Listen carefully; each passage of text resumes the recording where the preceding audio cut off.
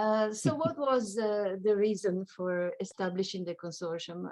Ashish just said that many people in the world of conservation did not truly understand or believe or even consider that communities and indigenous peoples could be very powerful actors in conservation. There was also another side of the question that some people, not all, that there were good exceptions, but many people who were and are related to social justice issues did not enough consider the necessity of maintaining the integrity of nature as much as the necessity of promoting the rights of people. So we were about visibility of this magnificent phenomenon that is what we call today territories of life, and appropriate recognition and appropriate support to it. At that initial time, we called it community conserved areas, CCAs for this acronym. But later on, with the inputs from people from all over the world, it became a larger terminology, if you want to call it. It's areas and territories governed, managed, and conserved by indigenous peoples and local communities, which of course was a huge acronym and unpronounceable. And so we had an abbreviation, ICCAs. And today we have become wiser, I think, and we call it territories of life, because indeed they are territories where life thrives. So what is in this concept? It's a complex, very complex concept, and we decided with the consortium to stress at least three elements of it. One is that there are amazing bonds between communities and territories that have to do with livelihoods, but also history, culture, spirituality, sanity, even identity. We are the people who come from that territory, but not only identity as today. We relate to our ancestors who lived here in the past, and we want our descendants to be able to live here in the future. So it's really bonds with nature and other people. Second, we have collectively the capacity to take decisions, but also to determine rules that are good for this territory. And we are capable not only of deciding those, but also of implementing and actually achieving the willful respect of those rules. And third, these rules achieve integrity or good relations with nature and well-being of people. Now, nothing in the consortium would have been possible if not for the people who devoted themselves to the joint mission, what we were saying before, providing visibility, appropriate recognition, and appropriate support to these magnificent territories of life. So these people, we started with just a little bit, first no money whatsoever, but then a little bit of money, and it could have supported maybe 2 people normally. Instead, we had more than 20 all over the world in 20 countries. And these people accepted to work for such a little amount of financial resources because they worked for their own sense of what is important in life, their missions. And they worked very flexibly, each and every one of them with different ways of doing things, different characters, different time capability. Some were working in other things. And there was a tremendous flexibility in what we collectively were trying to do, but also frugality and a sense of communality among everyone involved. So we embarked in this decade of work, and we started jointly at the local level and international level, because the members were mostly working with territories of life at the local level, while the honorary members were mostly involved in policy for conservation or for human rights work at the international level. And then we also added work at the regional and national level. And the important thing is that these 4 levels really supported powerfully one another. At the local level, what we did was to stress the existence of these phenomena in what we called emblematic cases, cases that were really and still are very inspiring for showing what is possible.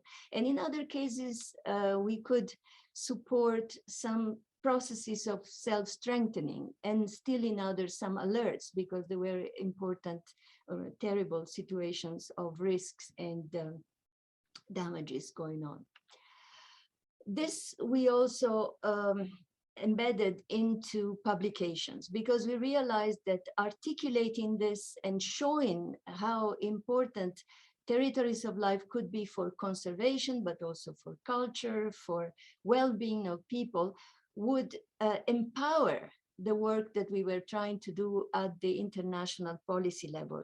And in fact, it was indeed the case. We spent a long time doing publications with the consortium and also doing translations, because we knew that this was going to be useful, as indeed it was, because the notion of community conservation that Ashish mentioned was so rare in the late 80s, 90s, and the beginning of the 2000, it became sort of commonplace because of all the work that we managed to go through in both IUCN and also with CBD, the Convention on Biological Diversity. And if I can pinpoint one element of that, is that in Sydney at the World Parks Congress that happened about 10 years later, the first one in Durban, where we had the first show of what the community conservation could be, Sydney recognized that conserved areas, which are mostly ICCAs and territories of life, are really at the same level with the government-governed protected areas, where so much energy and resources of countries goes into. Now, all this allowed also very practical consequences for the custodians of territories of life, because Jeff SGP, the Small Grants Program of Jeff, could argue that it was important to support community conservation. And so they could start delivering grants in dozens of countries around the world. Of course, not in every country we had the same quality and the same engagement of the administration of these grants, especially the staff administering that, but it was an important result. And Jeff SGP also supported exchange visits and capacity building in all world regions. Another extremely important element, because people don't want to feel isolated, and when they do feel isolated, their work is diminished. But when they see that they are doing things similar to others all over the world, they become stronger and they become more active. And in fact, the most difficult possibly level of work is at the national level, because here is where the resistance are the strongest.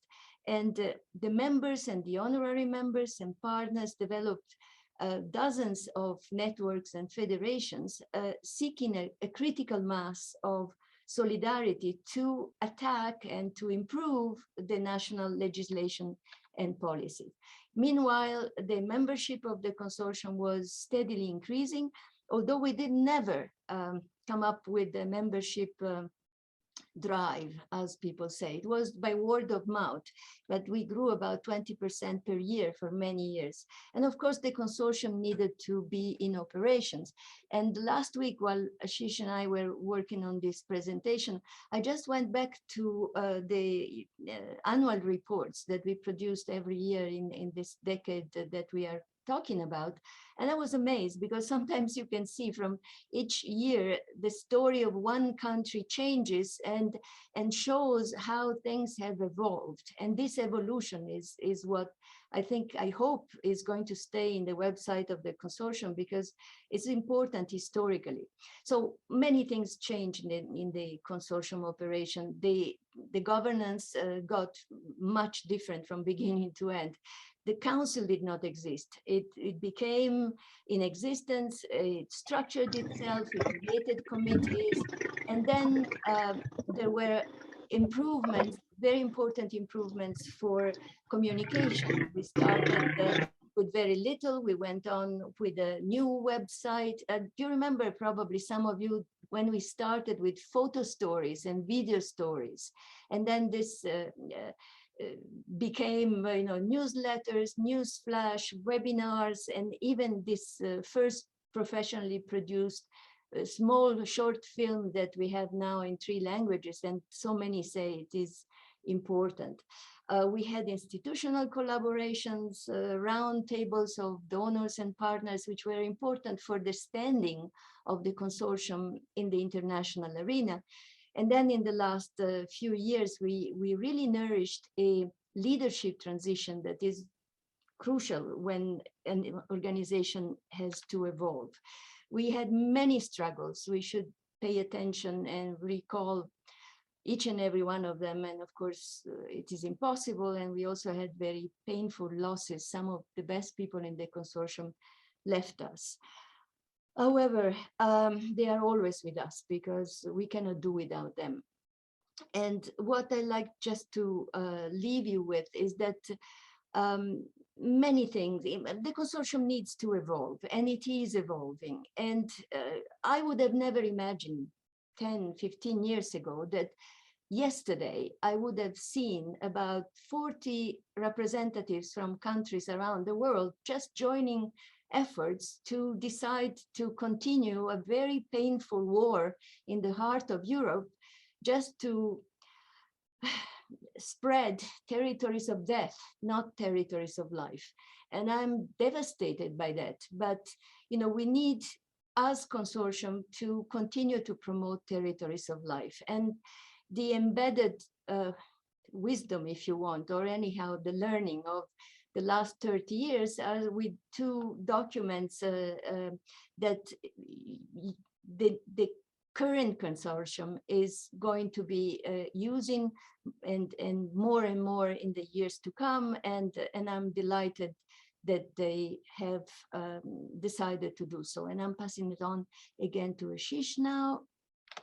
Thanks, Grazia. So just to end this this little foray into memory lane and looking into the future, we have Nima and Albert who are going to talk to us about 2 very important aspects of the evolution of the consortium that is coming up, the organizational changes and a proposed manifesto.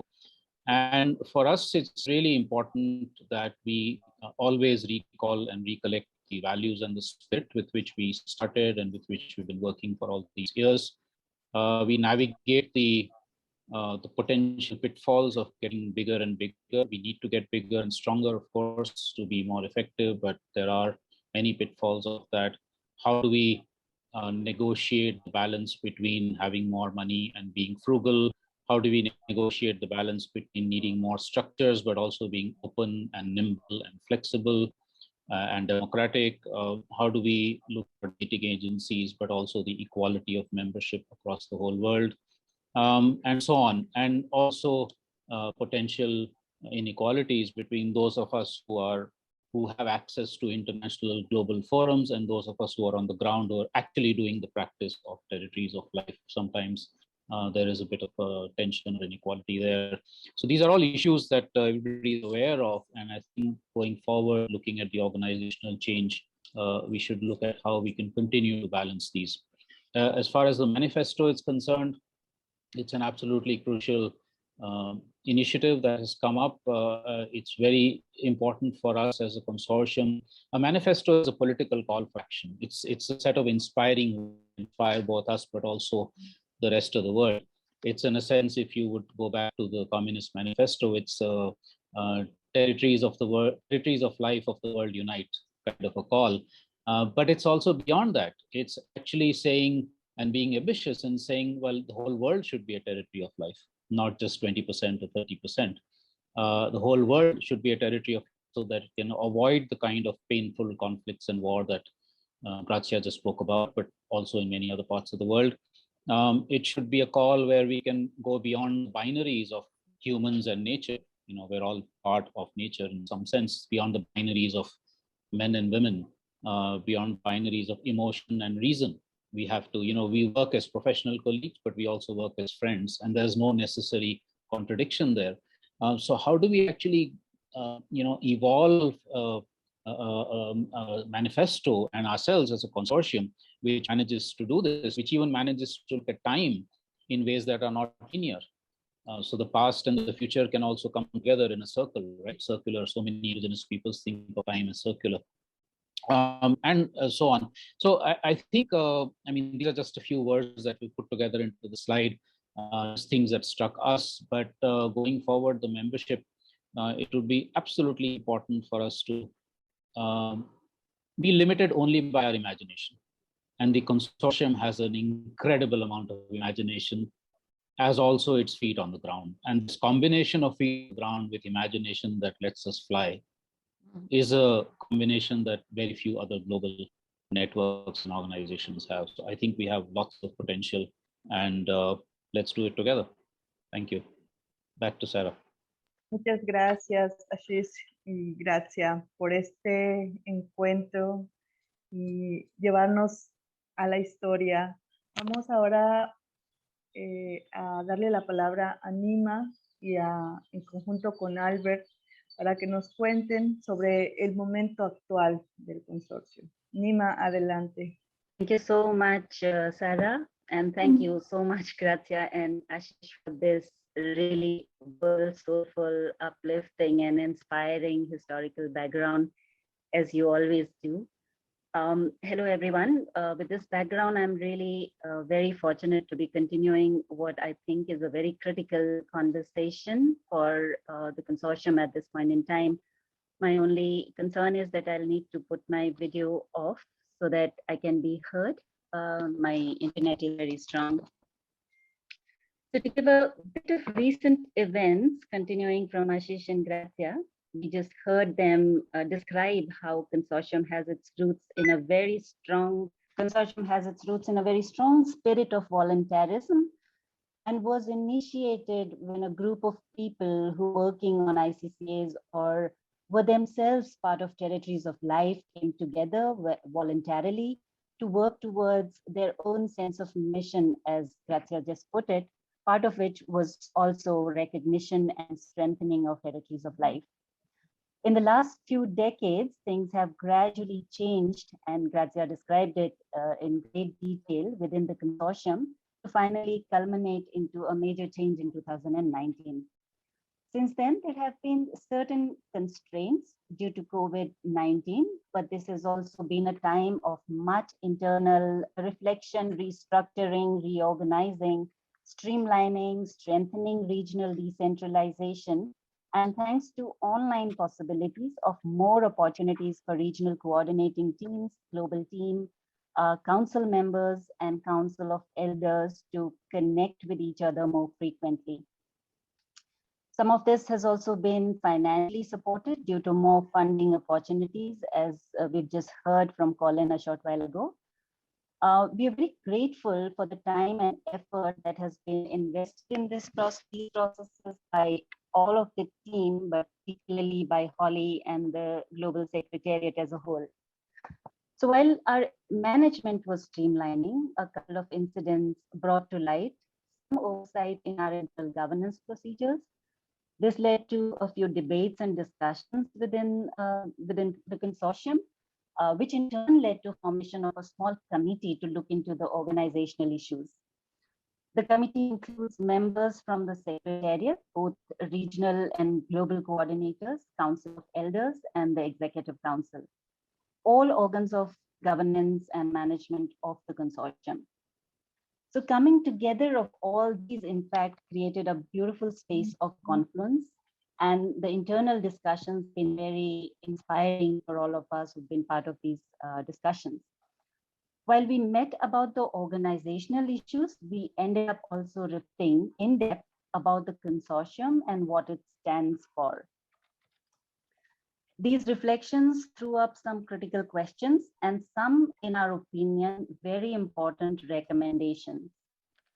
Questions were related to both internal issues of consortium and for the consortium also in the global context. The context of the ever-changing conditions and situations around us that Jorge spoke about in the opening speech, which has been much more evident and visible in the recent years. For example, the IPBES report revealing the crisis in the state of biodiversity, the IPCC report trying to hammer in the climate crisis, major outbreaks of fires and floods that we have seen in regions where there have been none before, unbearable heat waves or cold waves that we've all faced, the outbreaks of the pandemics, of course, national employment and livelihoods crisis, along with a sharp rise in authoritarian, divisive, aggressive, oppressive states, including in the name of democracies in some regions. And their very strong and ever increasing alliance with the land and resource grabbing corporations. A very strong need was felt in our group to redefine and re-articulate our meaning and reason of being in this current context. How do we want to address this change and changing context? What is our response to these, which also threaten the territories of life themselves? How have we been able to bring the articulations coming from the territories of life into the global alternative responses or global causes, as Jorge also mentioned, and also Ashish? This led to some discussions around the idea of developing the manifesto that Ashish mentioned.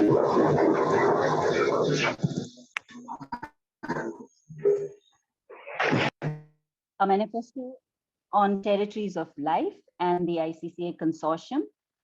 This as a key next step towards a deeper and longer process of organizational reflection, revisioning, and future planning. Some of which the process Holly will be describing in a short while from now. So all of us who were part of these reflections unanimously also felt that these questions and the idea of manifesto was not something that this group could or should be addressing by itself. We therefore aim to develop this manifesto together with the full membership over the coming months. We felt it will be a meaningful conversation, particularly in light of the recent organizational changes that we just heard about and difficult past 2 years that we have all gone through. Also, it would be an opportunity to reconnect with each other and our collective spiritual as well as emotions, and connect the meaning of our existence with many, many new members who have joined in the recent times.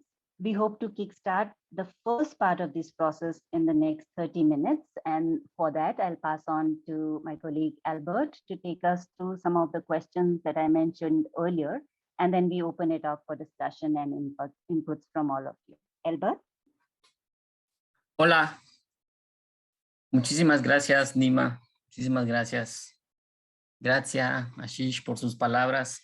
Como bien hemos platicado en las reuniones pasadas, efectivamente es muy inspirador regresar a nuestra historia.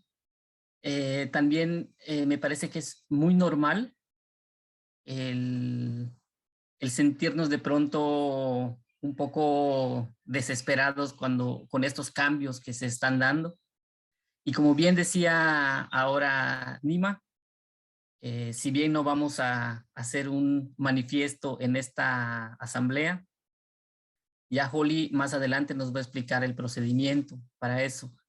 Pero sí nos gustaría empezar a recoger las ideas a partir de todo lo que nos han platicado Grazia y Ashish, en torno a estas preguntas que nos acaba de lanzar Nima, en torno a cómo vemos a la organización, al consorcio, en este momento? ¿Qué creen ustedes que nos hace únicos o diferentes respecto a estos que también se han mencionado, a estas ONGs, a las fuentes financieras, a la academia, respecto a estos otros actores que también hablan de conservación? Parece ser que mientras más evidencia tenemos del papel que jugamos los pueblos indígenas y comunidades locales, parece que más en peligro están los territorios de vida, contradictoriamente. En este sentido, me gustaría, o nos gustaría como equipo en este momento, pasarles a ustedes la palabra. ¿Qué opinan? ¿Qué sienten o qué piensan respecto a estas preguntas que hemos lanzado de manera muy genérica? Les invito a que sean muy breves para que la participación sea más amplia. Vamos a recoger todas estas opiniones, pero también van a haber otros espacios, momentos y herramientas para ampliar su participación. Muchísimas gracias. Tenemos todavía tiempo para sus participaciones. Adelante a quien quiera tomar la palabra.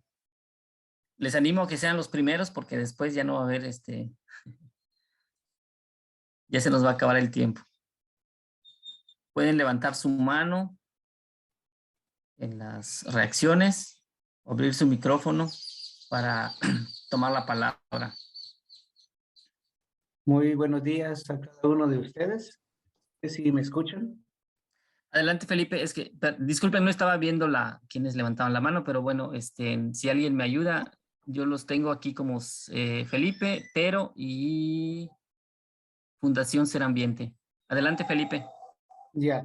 Breve, por favor. Bueno, primero yo creo que es una alegría ver a Gracia, porque es una de las personas que en lo personal no olvido, es Tagui, Gracia, incluso Ashish. Son las tres personas más cercanas que yo empecé a conocer. Y primero es importante que las personas que iniciaron el proceso, iniciaron esta experiencia, estén, porque normalmente cuando crece una asociación, crece un movimiento, también se puede perder la filosofía, porque esa es como la clave de este movimiento, según tengo entendido yo desde el principio. Entonces se puede perder, porque hay crecimiento, hay mucho interés, pero volver a hablar, el espíritu le llamo yo, el espíritu que nos permitió que gracias a Tagui, a Ashish y demás personas que pensaron crear esta asociación internacional, creo yo que este es como el momento. Cuando hay crecimiento, es importante que haya personas que nos ayude a recordar, que nos ayude como a generar una reflexión, y es lo que yo veo en este momento, y voy terminando. Para mí el manifiesto, este es uno de, no sé cómo le puedo llamar, si lo podemos llamar instrumento, herramienta, pero este es un material para mí que va a ayudar muchísimo a todos los miembros, las organizaciones miembros y las organizaciones, los miembros honorarios, incluso a las personas que también tienen cierta simpatía, son nuestros aliados. O sea, es importante tener este manifiesto, pero quizás más voy entendiendo yo, es un manifiesto que recoge el pensamiento filosófico del origen, de la diferencia, porque lo que tenemos que entender los que estamos acá en esta asamblea, hay muchas organizaciones que hablan sobre territorios, hay muchos movimientos que hablan sobre la defensa de las tierras, pero también hay muchos de estos movimientos tienen otro enfoque. Entonces hay que como volver al origen, volver a la naturaleza inicial. Eso no quiere decir que no vamos a avanzar hacia adelante. Lo que significa es, se dice en los pueblos, pueden cambiar los tiempos, pero no se puede cambiar los principios. O sea, los principios para mí es lo que más vale en el consorcio. O sea, pueden pasar generaciones, pueden ampliar la asociación en todos los países del mundo, pero no se pierde el principio, el origen, la esencia, lo que queremos. Y voy terminando, yo animo a todas y a todos quienes estamos participando en esta asamblea, ojalá podamos dar un paso más hacia allá. Tenemos una gran tarea, Gracia ha hecho una gran tarea, nos ha confiado a muchos de estos países que estamos acá, nos ha pedido, nos ha confiado, nos ha hablado, y es lo que nos toca hacer también nosotros ahora. O sea, es como ampliar nosotros nuestra red, nuestra plataforma, tanto a nivel nacional como también, en este caso, a nivel de la subregión de Mesoamérica o de Latinoamérica. En lo personal estoy altamente motivado con todas las dificultades en el tema de salud, pero tengo mucha motivación mientras podamos compartir. Ánimo a todas y a todos. Muchas gracias, Felipe. Tero, por favor. Yeah, dear friends, I hope you can hear me. Greetings from the snow belt of Finland with still 50 centimeters of snow. So I'll try to analyze or point out a couple of the priority issues that Snow Change has been thinking about in recent months and in the past 6 months period for the ICCA. Let me recognize and congratulate Gracia and of course Ashish on the achievements. We are here because of you, and it's for a reason that you are in the Council of Elders. It's not a trifle achievement to get this kind of a global consortium into this place where we are now. But you are also recognizing, rightly so, that as the world is standing on a crossroads in many ways, especially right now in this part of the world, so does the organization. And for the conversation and updates on the manifesto, I would like to offer from the Arctic and Boreal couple of main points very quickly, where we would like to have a conversation on how does the consortium look like in a decade. So let me try to articulate this as clear as I can. I think in this new world and this century, what we will see is more and more pressure on those communities and indigenous territories that we are already having in the consortium, especially in the context of resource extraction. That's why we hope that the consortium becomes more streamlined in the sense that it will service those communities. This will come with a price, and I'm partly guilty myself of being an academic practitioner as well as leading a community that's in the middle of a lot of these land use pressures and so on and so on. But I would like to take a bold step to propose that the main purpose of the organization should be in some ways to support these actual communities. Science and governance people can, and members can of course stay on, and they have an excellent place. But the main purpose of the consortium for the future should be providing a hub or a global network for these communities that are members and continue to be added, and essentially don't have a lot of other venues to exercise their voice, their priorities and needs. The ICCA, or Territories of Life, is probably the best thing that has ever been conjured up in the world of conservation in modern times. We are therefore having also the obligation of asking very hard questions of what are we to do as a consortium and what does it imply? And to come to an end of a very quick intervention, to us this implies that the consortium, as it will reform, should be looking at the possibility of supporting these communities directly, the Global Secretariat and the regions, in a way servicing, for the lack of better term, this mission. Those of the communities that want to register under the UNEP ICCA registry should be supported to do that. those of the communities and areas who do not want to be visible or get into that registry equally will receive the support, but they don't have to, of course, be part of the UN. It's a very country dependent, region dependent, and of course community dependent. I salute also Holly and the global coordination team up until this point. I couldn't have done what you have done. None of us could have done. So it's given in love, in peace, and in solidarity, but we also need to change. And we have to be very clear about that in terms of where the organization would go.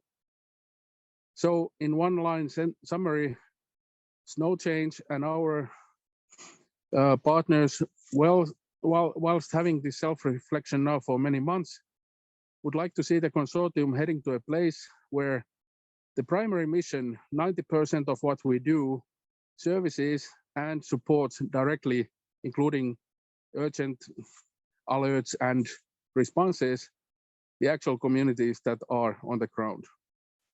The consortium can have other members and functions, but this should be the primary direction where we are heading. Thank you for your time. I'll close by showing you the very first Finnish ICCA. This is how the forest that Grazia and many others saved a decade ago or 8 years ago. It's still here. We are still here, and love this organization. Thank you. Bye. Muchas gracias, Tero. Le damos la palabra a Fundación Ser Ambiente. Adelante. Ahí sí. Ya. Buenos días con todas y con todos. Yo soy Gabriel Lucio, soy de Ecuador. Soy parte de la Fundación Ser Ambiente. Somos de los nuevos miembros del consorcio TICA. Entramos el año pasado, a finales del año pasado, conjuntamente con la comunidad de pescadores de Puerto Cabuyal. Lamentablemente han tenido problemas de conectividad. Los días pasados están en la reunión del día de hoy, pero están con mi nombre. Pero bueno, lo importante es que estamos, como dice Jimmy, que es el presidente de la comuna de Puerto Cabuyal, que estamos aprendiendo. Es un proceso de aprendizaje, conocer bien todo el gran trabajo que lleva a cabo el consorcio TICA. Y bueno, y por supuesto, creo que muchas cosas que quería decirles, expresarles, ya lo dijo nuestro amigo finlandés. Y bueno, solo indicar que efectivamente el tema de pensar que uno de los principales o el mejor medio de conservación es en apoyar los territorios indígenas y comunidades ancestrales de todo el mundo, yo considero que es el medio que debería fortalecerse a nivel internacional. Solo con el ejemplo de nuestro trabajo con la comuna de Puerto Cabuyal, vemos todos los abusos y las vulneraciones de derechos colectivos que puede ejercerse sobre estas comunidades a nivel local, no se diga esto a nivel internacional. Entonces, por nuestra parte, como bueno, estoy prácticamente trabajando directamente con ellos, pues es buscar la forma de garantizar derechos colectivos y por supuesto ir aprendiendo más sobre todo lo que hace el consorcio TIC y por supuesto más adelante fortalecer nuestra participación y obviamente estar más inmiscuidos en los procesos que se llevan a cabo en aras de proteger toda esta nueva filosofía que se está impulsando a través de todos ustedes. Quiero felicitar a la reelección de la directiva del Consejo Internacional y por supuesto a todos los sabios que han hablado antes en esta mañana. Y disculpen que esta hora en Ecuador y bueno, a veces con la virtualidad nos toca estar con los hijos, las hijas, en el caso con mi niña. Muy buenos días y gracias a todos y a todas. Muchas gracias, Gabriel. Todas las palabras compartidas son muy inspiradoras y complementarias a lo que se ha mencionado hasta este momento. Les animamos a que alguien más pueda compartir su pensamiento, sus palabras, sus sentimientos respecto a todo esto que estamos abordando, a lo que a lo que significa la organización. ¿Alguien más quiere compartir?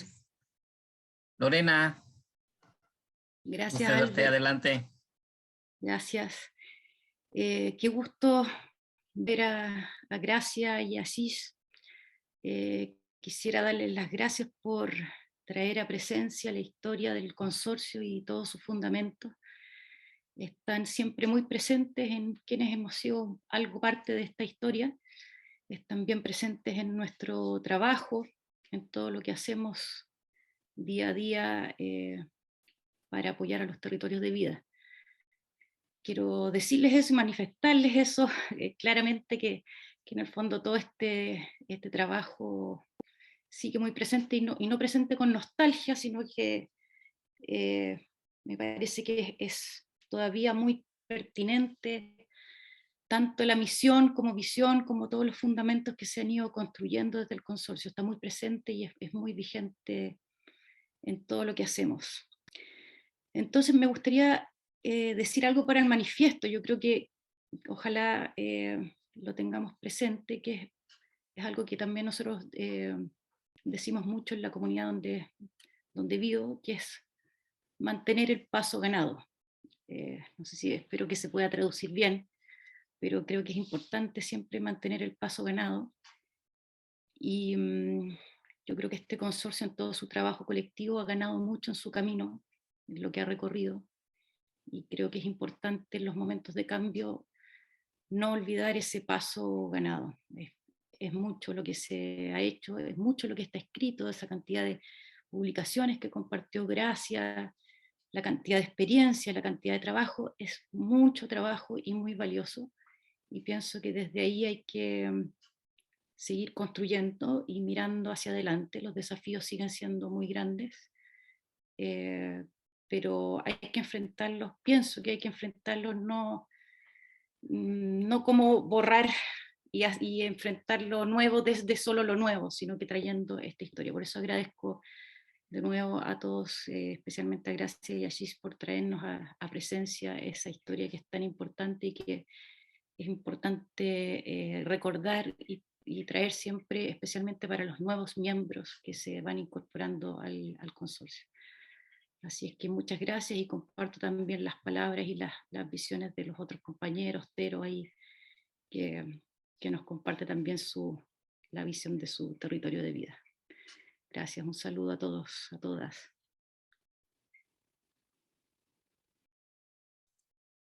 Gracias, Lorena. ¿Alguien más que se anime a compartirnos?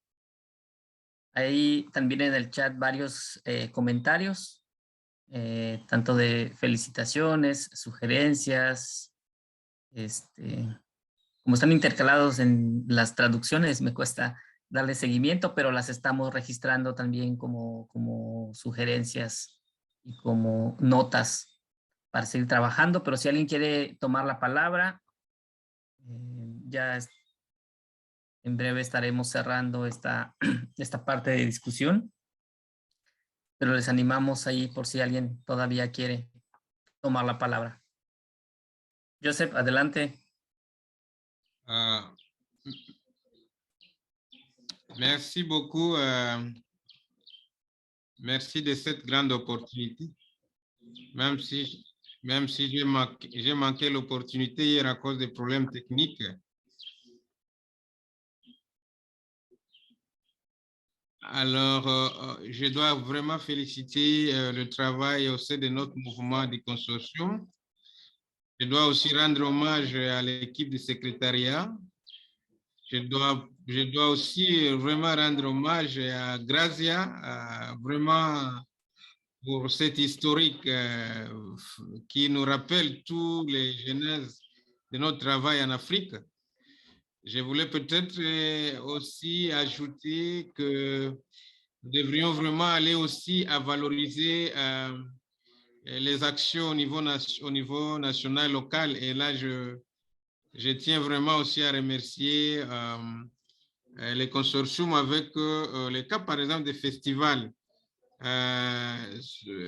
Festival Mbossa qui a qui a fait revitaliser les savoirs, les connaissances et aussi la vitalité des peuples autochtones.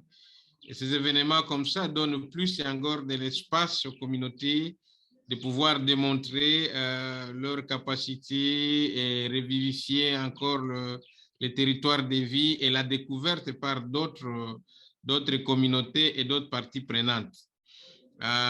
Sinon, vraiment, ce sont des expériences. On fait un grand travail au niveau international, au niveau national, mais aussi ce travail au niveau local des événements nécessite vraiment encore des soutiens comme... alors, il faut vraiment aussi renforcer cette communication pour qu'on arrive également à partager ces expériences comme dans les réseaux de communication. Sinon, je suis tellement ravi et je comprends que c'est vraiment un travail extraordinaire que nous sommes en train de mener et dans la défense au niveau des territoires de vie, au niveau local. Je fais aussi l'expérience du Gabon aussi qui a lutté avec pour un territoire et membre de consortium qui est dans notre zone Afrique centrale, qui a vraiment mené une lutte avec les communautés de masse. Tout ce travail de terrain nécessite vraiment des soutiens. Je crois qu'on est en train de démontrer de quoi est-ce que nous travaillons pour les territoires de vie et comment nous défendons ces territoires. Merci. Gracias a ti, Joseph, por tus comentarios. Y bueno, efectivamente, por cuestión de tiempo, Hola. porque perdón. ¿Sí? Ay, hola. Adelante, adelante. Hola, un gusto saludarlos. Yo soy Laura desde La Rectica, Colombia. Un gran abrazo desde Colombia. Y bueno, nuestro mensaje es de agradecimiento para el consorcio. Realmente en ustedes encontramos un apoyo inmenso para comunidades locales en Colombia. Hace unos años atrás, que nos ha inspirado y motivado para crear esta red. Y eso de verdad que es muy importante para todos y es importante tenerlo en cuenta. Que sigamos construyendo juntos. Nos alegra mucho estos espacios, nos alegra mucho el trabajo por los territorios de vida. Y bueno, una reflexión para nuestro manifiesto realmente es que somos muy diversos. Tenemos muchos modos de vida. Es importante resaltar el respeto por los modos de vida propios de cada comunidad, de cada territorio de vida, porque esos modos de vida que incluyen su propio gobierno propio han demostrado y evidencian la conservación y la vida misma en los territorios. Así que un abrazo, muchas gracias. Muchísimas gracias a ti. Bueno, la discusión los comentarios son muy ricos y seguramente es lo que esperamos en el manifiesto que queremos desarrollar. Vamos cerrando, le paso la palabra a Poli o a Sara para ir cerrando. Muchas gracias. Gracias. Va, Holly.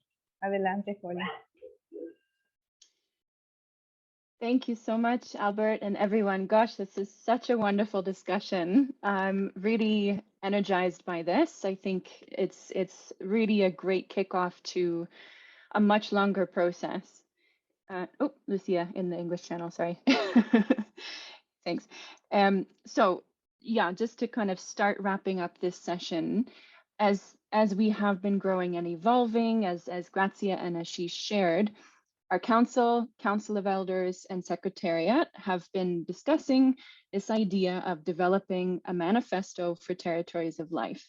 And this is, as Ashish and Nima and Albert have mentioned, intended to be a really inspiring statement that concisely articulates our core meaning and our reason for being as an association. So this will be really important, not just for ourselves in the consortium, but also for others approaching us or who we are approaching in the rest of the world, let's say.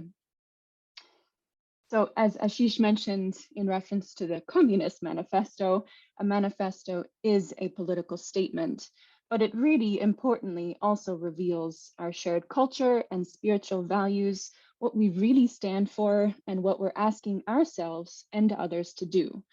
So it will have to be succinct, not sort of 50-page treatise, but it should also consider both territories of life and the organization itself. As a dynamic and really a living document, we might want to revisit this every few years to ensure it really remains relevant and timely as the broader global context change, but also crucially retaining the core of our institutional memory, our roots, and our values. Now, the process to develop this manifesto, we have started this today. Moving forward, it will be broad and inclusive for sure. I just saw something in the chat about making sure it really also involves actually custodians of territories of life, in addition to organizational members if they don't directly represent communities. So especially communities who are custodians really must be involved in this process in order for it to have meaning and resonance. So we absolutely welcome and encourage diverse sources and forms of inputs as well. So this could be country-specific or region-specific declarations. We already have a couple declarations from the regionalization process in Central and West Africa, for example. There might be Indigenous peoples' statements, different cultural expressions, personal reflections, and more. So there's any number of ways in which we can gather inputs and contributions to this manifesto. So we will discuss this and share this in several places and in several moments over the coming months, including, importantly, national and regional assemblies, the future global general assemblies next year, lots of online group discussions, whether in small groups or in large groups, even one-on-one interviews, as well as sharing it on the consortium website and our membership list and newsflash, just so it's very much there. Hopefully no one can say they have not seen it before or it's a surprise to anybody, yeah? And very importantly, the process to develop the manifesto will dovetail very closely with other organizational processes, including the regionalization process, which is very active, as we heard yesterday, a deep reflection on our first 10 to 12 years since official establishment in 2010, building on that, the development of a new long-term vision, and building on that, likely future strategic directions and action plans and so on, and possibly new or revised organizational structures and approaches. There's any number of ways in which this process could lead us in the years to come. So in this session today, we have introduced the process to develop the manifesto. If Arju can kindly share the links in the Zoom chat, we invite you to visit our webpage or the Lumio thread on the manifesto specifically. On these two pages, it's the same content pretty much, and you can download a document. It's basically a 2-page document that has guidance for a very short personal reflection exercise. This is available in English, French, and Spanish. It should only take about 10 to 15 minutes. You can do this on your own. If you'd prefer to do it in groups or with your community, absolutely welcome as well. All responses that we receive will feed into the development of the draft manifesto. So once you go to those links, you can download the exercise in Word, share your contributions either anonymously, if you prefer, through an online form. The link is there as well, or on the Lumio thread in the comment section, or by email to Allison. You can do this as soon as you'd like after today's session or after the General Assembly, preferably over the next basically 1 to 2 weeks, maximum 3 weeks. And for next steps, the responses will be compiled and shared after the General Assembly. We will have 2 sessions in mid-May. Maybe the next slide, Alison. So we will have 1 session on the 18th at our usual global times, starting at 12 o'clock UTC. That will be in English, Spanish, and French. You can register directly using the QR code in the bottom left of your screen with your smartphone if you'd like now. The second option, we will have at a different time of the day for people on sort of outer ranges of the time zone spread, particularly in parts of Southeast Asia and the Pacific. That will be the 17th evening for the Americas, and then the 18th morning for Asia Pacific, morning to afternoon Asia Pacific. The QR code in the bottom right of your screen will go directly to the Zoom registration for that session. That will be in English and Spanish. And if you can join both and want to join both, you're absolutely welcome. We will just have a very open space for lots of really in-depth discussion, continuing what we started today, basically in this session. Yeah. We will also share links to register for these sessions, plus the links for the webpage and the exercise as attachments by email next week with the full membership. So please keep an eye out for that message. And we really hope this will be discussed in a range of upcoming national, sub-regional, and regional assemblies that are planned over the next few months. So after the discussions in mid-May, a small group will compile a draft of the manifesto. We'll then share this back with the full membership for any number of inputs and more discussion sessions. We hope to finalize it or at least have a working draft around August or September, after most of the currently planned assemblies and major events will have happened. A final version can be tabled for approval at the next General Assembly early next year. But we'd love to have at least a really good working draft by August, September, so that it doesn't drag out too long, and we can continue with the deeper organizational reflection and revisioning processes as well. So finally, we'd love to encourage all the honorary members and members to get involved in preparing this manifesto and in the broader process of reflection, revisioning, and planning for the future of our association. As Nima mentioned earlier, we have this new committee with representatives from the 3 main governing management groups after the General Assembly to work on these organizational change processes together. This committee includes 6 representatives from the Council: Sara Oliveros Lopez, our chair for today, Felipe Gomez, Valon Raso Arimanana, Tero Mustonen, who you also heard, June Rubis, who you heard on day 1 in the video, and Marco Bassi. We have 3 representatives from the Council of Elders in this committee, Ashish and Grazia, who spoke today, as well as Thomas Moore, and 7 representatives from the Secretariat.